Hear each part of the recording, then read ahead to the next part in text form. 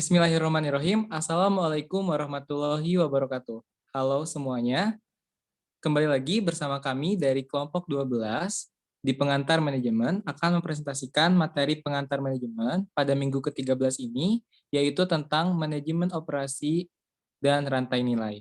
Kami dari kelompok 12 yaitu terdiri dari Muhammad Dafa Atalah dengan NIM C328, Nibade Alsipa Martaliani dengan NIM C376, dan saya Riki Kurniawan dengan NIM C380.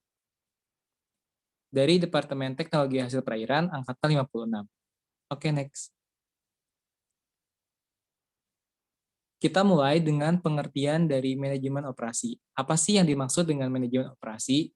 Manajemen operasi yaitu desain, operasi, dan pengendalian proses transformasi yang mengubah sumber daya seperti tenaga kerja dan bahan baku menjadi barang dan jasa yang dijual kepada pelanggan.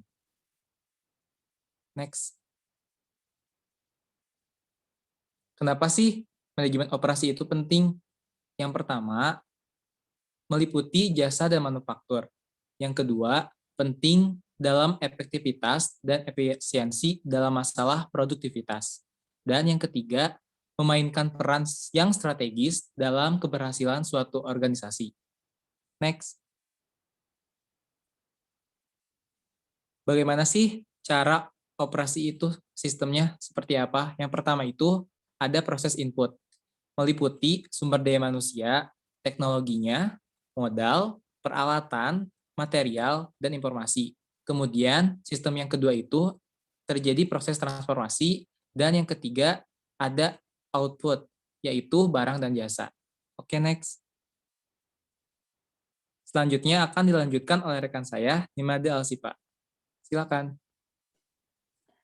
Baik, terima kasih Riki. Selanjutnya kita akan memasuki materi manufaktur dan jasa. Organisasi manufaktur merupakan suatu organisasi yang menggunakan manajemen operasi dalam proses transformasi untuk mengubah bahan baku menjadi suatu barang fisik. Sedangkan organisasi jasa menggunakan manajemen operasi dalam menciptakan output non-fisik berupa jasa atau aktivitas karyawan berinteraksi dengan pelanggan. Selanjutnya, nilai dan rantai nilai. Nilai itu merupakan suatu karakteristik kinerja, fitur, dan atribut setiap aspek lain dari barang dan jasa pelanggan yang bersedia untuk memberikan sumber daya atau menghabiskan uang. Kalau rantai nilai itu adalah seluruh rangkaian kegiatan kerja organisasi yang menambah nilai pada setiap langkah, dimulai dengan pengolahan bahan baku dan berakhir dengan produk jadi di tangan pengguna akhir. Selanjutnya, manajemen rantai nilai. Apa sih manajemen rantai nilai itu? Jadi, manajemen rantai nilai merupakan suatu proses pengelolaan seluruh rangkaian kegiatan dan informasi tentang produk yang terintegrasi mengalir sepanjang seluruh rantai nilai. Lalu tujuannya untuk apa? Jadi tujuannya untuk menciptakan suatu strategi rantai nilai yang sepenuhnya terintegrasi ke dalam semua anggota rantai yang mampu memenuhi dan melebihi kebutuhan pelanggan dan menciptakan nilai tertinggi bagi pelanggan. Selanjutnya akan diteruskan oleh rekan saya, Dava. Baik, terima kasih. Di sini saya akan menjelaskan tentang persyaratan koordinasi dan kolaborasi. Yang pertama itu adalah investasi di bidang teknologi informasi. Lalu yang kedua, kepemimpinan berkomitmen. Yang ketiga, pekerjaan yang fleksibel dan mudah beradaptasi. Dan yang terakhir adalah sebuah budaya organisasi yang mendukung suatu sikap.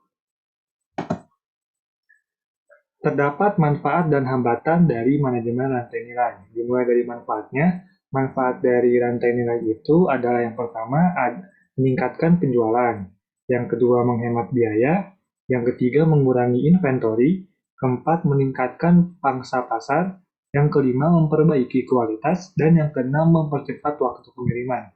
Sedangkan ada pun juga hambatan dari manajemen rantai nilai, yaitu yang pertama adalah hambatan organisasi, yang kedua budaya perilaku, ketiga kemampuan yang dipersyaratkan, dan yang terakhir adalah sumber daya manusia.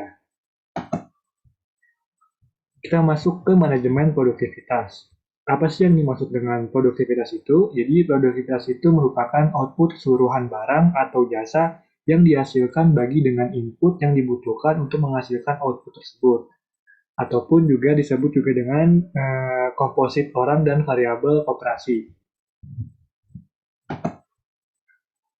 Lalu manfaat dari peningkatan produktivitas. Yang pertama adalah pertumbuhan ekonomi dan pembangunan.